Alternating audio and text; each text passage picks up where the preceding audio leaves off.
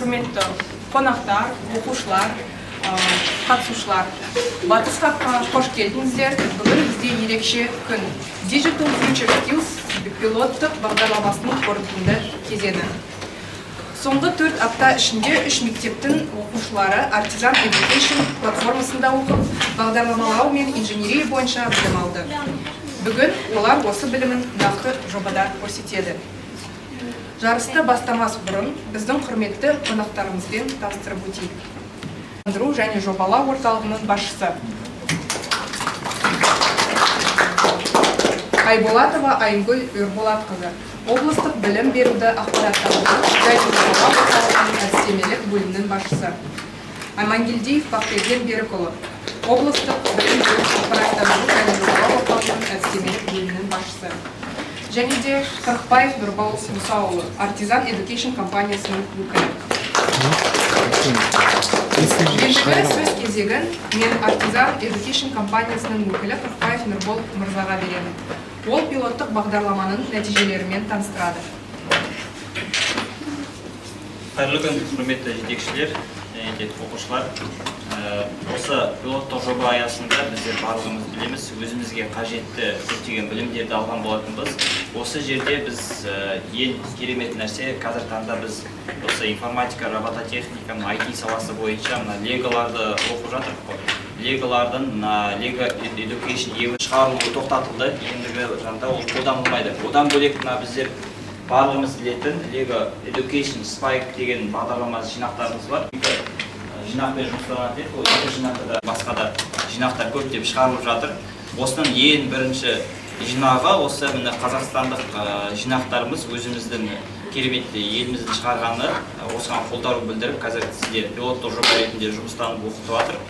Бұл жоба енді өзіміз білетін әртүрлі Python бағдарламалар тілі, немесе Arduino, немесе қазір Raspberry Pi деген жобаларымыз арқылы жұмыстанатын боламыз. Ендігі есепке келетін болсақ, бұл пилоттық жобада қазір таңда біз Батыс Қазақстан облысы бойынша 3 мектепті қамтыған болатын, яғни 121 оқушы, 8-7 сынып оқушылар арасында 2 курс болды. Бұл арнайы платформада PyBuddy деген курс болса, екіншісі Tinkercad, яғни 3D модельді курсына өткен болатыныздар. Ол курстың, яғни 5 деңгейі болды. Ең бірінші 3 деңгейі PyBuddy бойынша, екінші деңгей Tinkercad бағдарламасы бойынша білім алған болатыныздар. Мектептер қатысушы ол Хилас Оспанов атындағы нөмір 30-шы мектебі, одан кейінгі Достық мектебі, одан кейін Қаныш Сәтпаев атындағы мектеп гимназиясы оқушыларына осы пилоттық жоба ұсынылған болатын. Одан кейін біздерді әрбір деңгей бойынша, алдарыңызда статистика бойынша 64% PyBuddy'дің бірінші деңгейі бойынша, екінші деңгейі бойынша 33, одан кейін 6% үшінші деңгейіне ғана жеткен екенбіз. Оқушылардың саны бойынша біздерде 40 оқушыдан арнайы 7-ші сыныптан 8-ші сыныпқа 20 оқушыдан немесе 17 мен 20 аралығында оқушылар қамтылған болатын. Келесі бұл әрбір мектептердің бітіру кетмесі. Одан кейінгі біздерде қараңыздар деңгейі бойынша бірінші деңгей 78 оқушы аяқтаса, екінші деңгейде 40 оқушы, ал үшінші деңгейге тек 7 оқушы ғана жетіппіз. Бұл алдағы уақытта ары қарайда білімдерімізді кеңейтеміз деген ойдамыз. Бұл арнайы өзіміздің платформамыздың шығарған нәтижелері. Енді бұл жерде сіздер не үйрендіңіздер? Бағдарламалау негіздері бойынша үйренген болатыныздар, оны 64% көрсетіп тұр. Электроника жинау 33% болса, күрделі жобаларды жинау біздерде 6%, 3D модельдерде енді 16% көрсетіп тұр екен осы қатысушылардың арасында. Әрбір деңгейден оқушыларымыздың пікірі алынған болатын болсақ, бұл микрокомпьютердің мүмкіндігі өте зор, сондықтан бұнымен ары қарай жұмысты жалғастыра беру керек. Өтті деп ойлаймыз, себебі 121 оқушының 64-і бағдарламалау мен электроникалық базалық деңгейін игерсе, 33%-і күрделі деңгейді меңгерді. Бұл пилот үшін сәтті нәтиже деп есептеп отырмыз. Біздің оқушыларымыздың қазіргі таңдағы әлеуеті одан сайын қарқынды түрде өседі деген сенімдемін. Ендеше барлықтарыңызға рахмет. Artisan компаниясының директорының артынан алғыс хат табыс етуге рұқсат етіңіздер. Алғыс хат, құрметті Ахан Мәлікұлы, осы Digital Қазақстан бағдарламасы аясында жүзеге асырылған пилоттық жобаны ұйымдастыруға және табысты өткізуге қосқан құнды үлесіңіз бен белсенді қолдауыңыз үшін шын жүректен алғыс білдіреміз. Сіздің кәсіби біліктілігіңіз бен жаңашылдығыңыз облыс оқушыларының цифрлық білімін арттыруға, инженерлік және техникалық дағдыларын дамытуға нық негіз болды.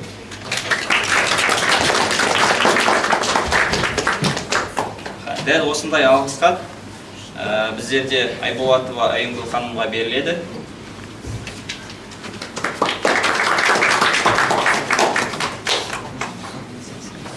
Дәл осындай алғыс хат Амангелдиев Бақберген мырзаға.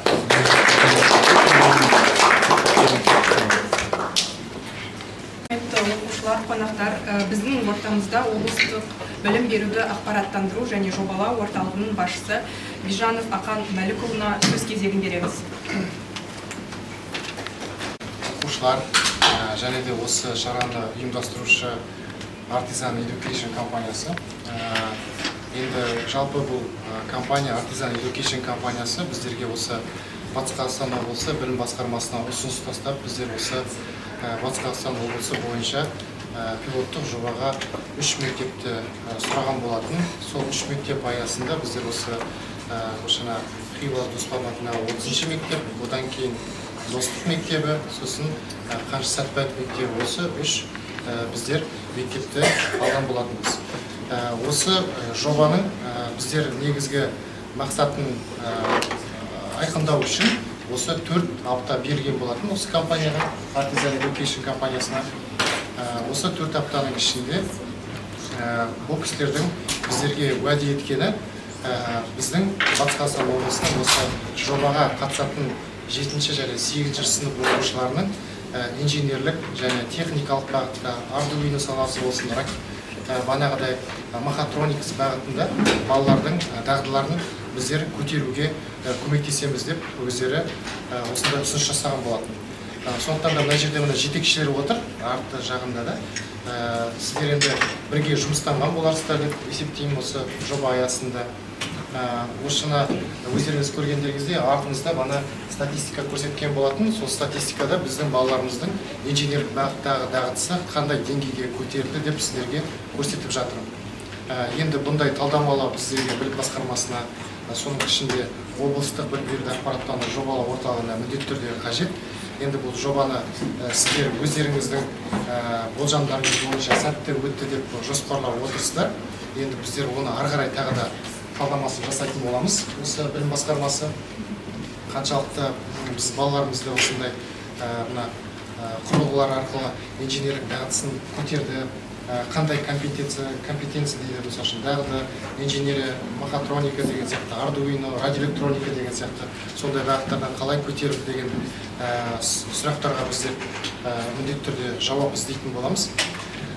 Енді осындай жобаны, пилоттық жобаны біздің Батыс Қазақстан облысына алып келген осы Artisan Education'ның басшысы Абай мырзаға, сонымен қатар солардың өкілі Мирас және Нұрбол мырзаға алғысымызды айтамыз осы баршаңыздың алдында. Енді құрметті оқушылар, бұл жасалып жатқан жобалар сіздер үшін, осы сіздердің айтқанда қазіргі таңда еліміздің дамуына үлес қосатын болашақ, біздің еліміздің болашағы деп сіздер үшін жасалып жатқан жоба. Енді математика, физика, химия сияқты пәндерді күнде сіздер оқып жатырсыздар, бірақ солардың барлық біріктіретін STEM жобасы бар. Осы STEM жобасы аясында инженерия, робототехника, Arduino, ракетомоделирование, судостроение, мехатроника сияқты түрлі физика, химия, математика сияқты ғылымдардың айтқанда бағыттарын осы бір құрылғыда, бір осындай жүйеге біріктіру біздің мақсатымыз. Енді осы жобаға қатысқан барша оқушыларға алғысымды айтқым келеді. Сонымен қатар осы жердегі сіздерде жетекшілік жасаған арттарыңызда отырған ұстаздарыңызға алғысымды айтқым келеді, осы жұмысты жүзеге асырып қолдау көрсеткен. Сонымен қатар осы жобаға аясында ұсыныс тастаған Artisan Education компаниясының өкілдеріне үлкен рахметімді айтамын. Онымен қоса осы білім басқармасының өзінің командам, осы Айымгүл Ерболатқызы, Бақберген Берікұлы, басқа да әріптестеріме рахметімді айтамын осы жобаны жүргізу аясында. Енді мен осы жерде қарап отырмын, жаңа келген кезде балалар кәдімгі өздерінің алдарында құрылғыларды ашып, түрлі бағытта жұмыс жасап жатқанын байқап отырмын, өздерінің жобаларын алып келгенін байқап отырмын. Бұның өзі қандай да бір қозғалыстың бар екенін көрсетіп отыр. Құрметті оқушылар, ұстаздар. Сондықтан да сіздерге барлықтарыңызға сәттілік тілеймін осы жоба аясында. Бұл жобаны біздерге нәтижесін біздерге берсеңіздер, білім басқармасына, біздер оны ары қарай қарайтын боламыз. Сонымен қатар біздерде қазір осы жоба аясында толық түсірілім жасалып жатыр, полный запись. Біздер сол білім басқармасының басшылығымен бірге бұл жоба қаншалықты біздің білім басқармасының сонымен қатар Батыс Қазақстан облысында шыны аталған 3 мектеп үшін қаншалықты тиімді, немесе тиімсіз, немесе орташа деген сияқты нәтижені біздер талдайтын боламыз. Сондай бағытта біздер осы Батыс Қап алаңында барлықтарыңыздың бастарыңызды қосып жатырмыз. Сонымен қатар мына жерде Батыс Қаптың өкілдері бар ма? Осындай біздерге площадка сыйлаған, хаб сыйлаған сіздерге көп рахмет айтамыз. Біздер осы Батыс Қап, осы несімен Астана Қаптың филиалы Батыс Қаппен біздер келісім шарттамыз. Білім басқармасы әрдайым да осылармен біздер бірлесіп жұмыс жасаймыз.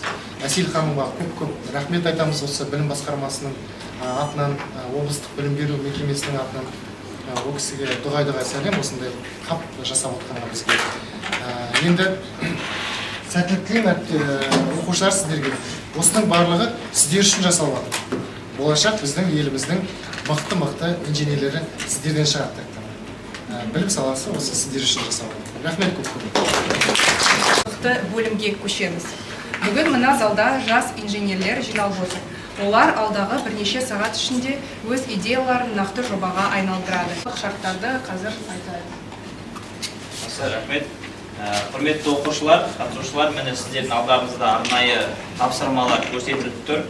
Яғни бұл сіздерге таныс шығар. Оқу барысында болған ұқсас тапсырмаларды орындадыңыздар. Енді осы тапсырманы іс жүзінде 2 сағат уақыт ішінде сіздер тапсырманы орындап көрсетесіздер. Әр тапсырманы орындаған сайын өздеріңіздің қажетті балдарыңызды аласыздар. Міне біздерде тапсырмалар тұр, және де тапсырмалардың бізге берілген бойынша арнайы платформада хакатон бөлімінде арнайы біздің кодымызды енгізіп кіреміз. Барлығына түсінікті ғой. Енді келесі тапсырмалардың реттілігін ашайық. Міне сіздерде тапсырмалар берілген. Міне осы тапсырмаларды сіздер манағы айтқан ең бірінші мына жақтан тапсырманы орындауыңыз болады, немесе гитара тапсырмасын орындауыңыз болады. Өздеріңіз білесіздер, 2 сағаттың ішінде қай тапсырманы орындайсыздар, осы жерге сіздердің балдарыңызды жазылып отырады. Барлық тапсырмалар өздеріңізде де бар, орындау мүмкіндіктері. Сосын мына жерге келіп, өздеріңізді балдарыңызды алу үшін мынандай тапсырмаларды программалық кодты енгізіп бізге көрсетесіздер. Яғни мен қазір осы шараның ең басты судьясы болам, және техникалық көмек көрсететін мен қасымда Ғалипбаев Алихан ағайларым болады, Асылхан ағайларым. Осы Асылхан ағайлармен бірге біздер барлық есептеп отырамыз. Ендеше қазір арнайы кодты енгізіп, хакатон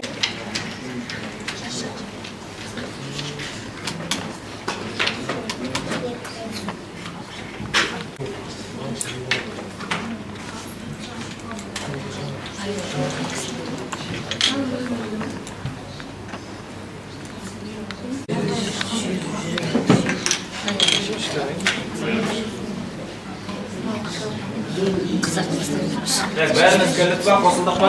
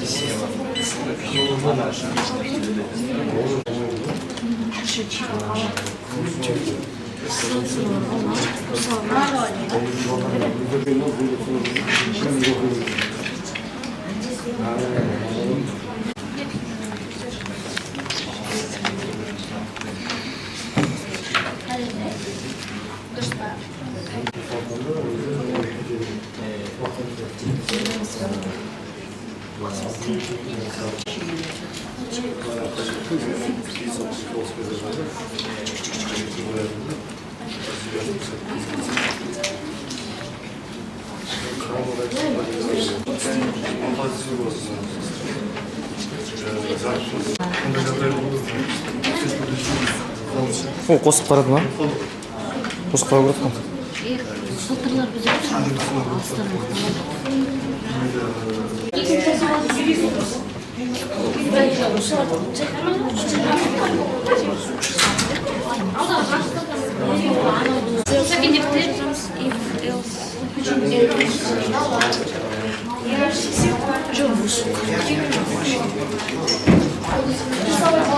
Жетекшілер, қатысушылар, енді бүгінгі біздің 2 сағатқа созылған хакатонымыз өз мәресіне жетті. Ойлаймыз, барлығы да қызықты болды, тапсырмалар қиында болды, оңайда тапсырма болды, әр деңгейлі тапсырмаларды сіздер өттіңіздер, көрсеттіңіздер білімдеріңізді. Енді осының қорытындысын шығардық, сол бойынша қазір марапаттауға рұқсат етіңіздер. Ең бірінші, біздер осы шараны өткізуге атсалысқан еріктілер тобы бар, сол марапаттауға рұқсат етіңіз. Алғыс хат Digital Қазақстан бағдарламасы аясында өткен Future Digital Skills хакатон ұйымдастыруға белсенді атсалысып, іс-шараның жоғары деңгейде өтуіне қосқан үлесі үшін шынайы алғыс білдіреміз. Бекежанқызы Әсем.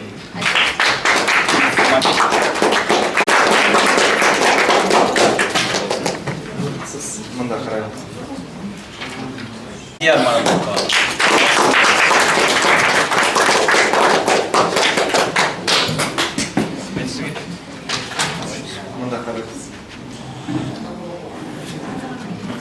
Дәл осындай мәтінде Сабиров Расул.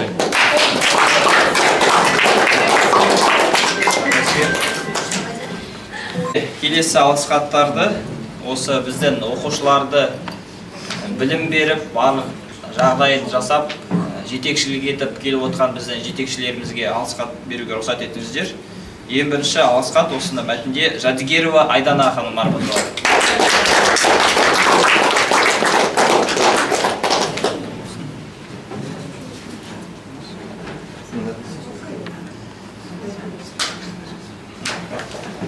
Дәл осындай мәтінде Адиева Орынша ханым марапатталды.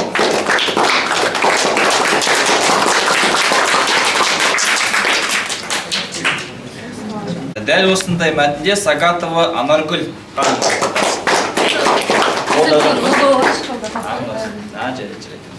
Өзіңіз кімсіз?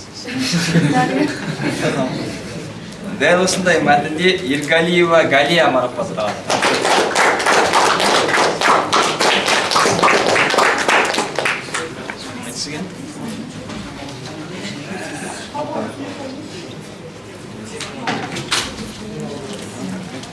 Дәл осындай мәтінде Кожагулова Жанна ханым марапатталды.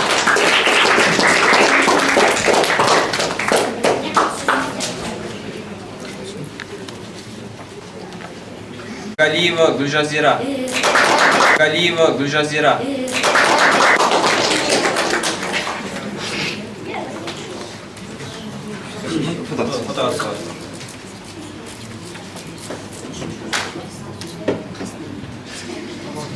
Енді соңғы алғыс хатқа Кумарова Дарья ханым.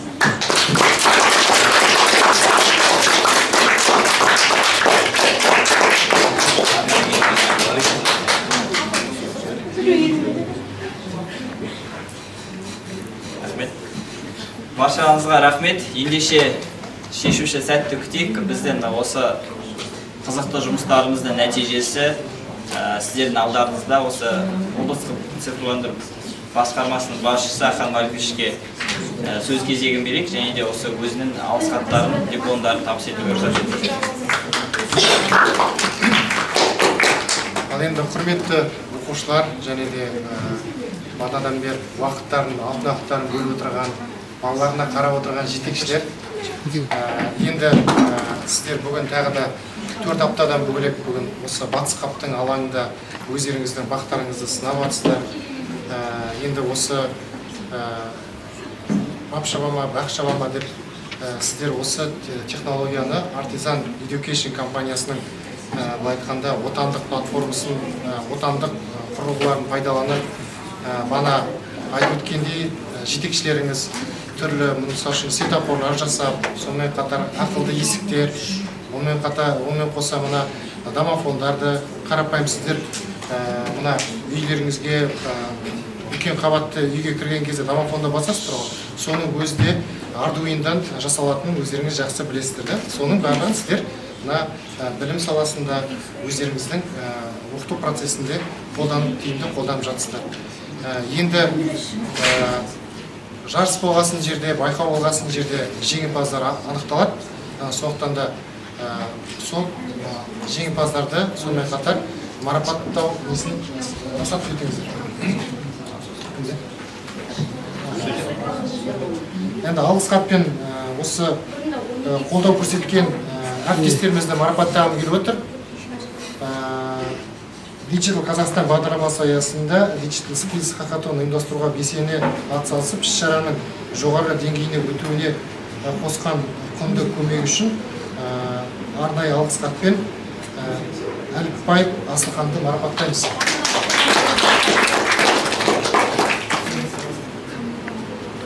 Осындай мәтінде енді осы Artisan Education өкілі біздің осы Батыс Қазақстан облысында робототехника саласында, Arduino саласында, сонымен қатар осы түрлі радиоэлектроника саласында Америкаға барып келген, балалар тынышталамыз.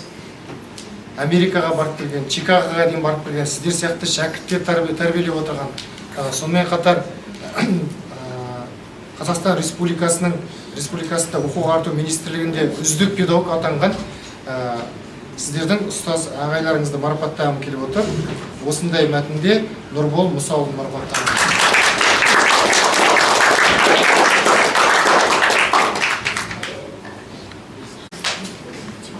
Енді жеңімпаздарға марапаттауға рұқсат етіңіздер. Дипломмен 3-ші орын Digital Қазақстан аясында өткен Digital Skills Hackathon'да 3-ші орын алған үшін Хиуаз түлектері нөмір 30-ші мектеп марапатталады.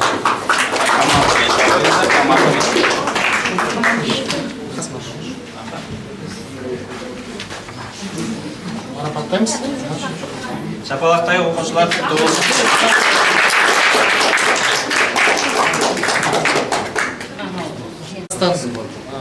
Аясында өткен осы хакатонда 3-ші орын алған үшін достық қыстар, достық жалпы орта білім беру командасы марапатталды.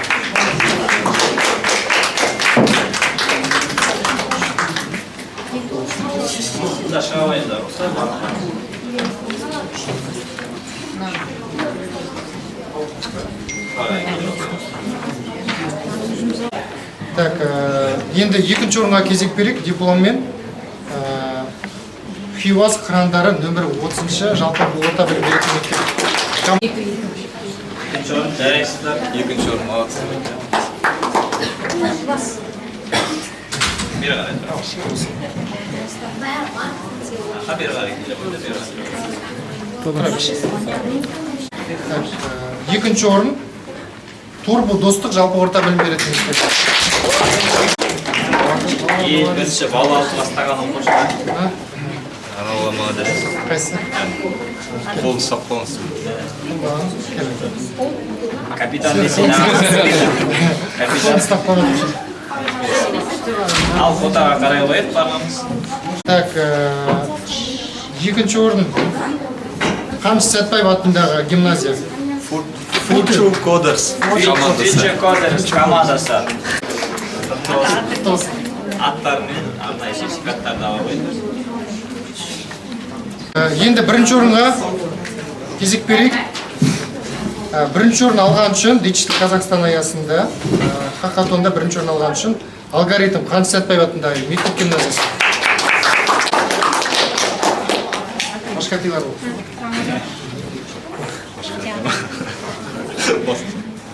Осы білім басқармасының басшысының алғыс хаттарымен, сертификаттарымен, дипломдарымен марапатталып жатсыздар әріптестер. Сонымен қатар Artisan Education компаниясының осындай үлкен құрметімен алғыс хатымен марапатталып жатырсыздар. Жетістіктеріңіз әрдайым көп болсын.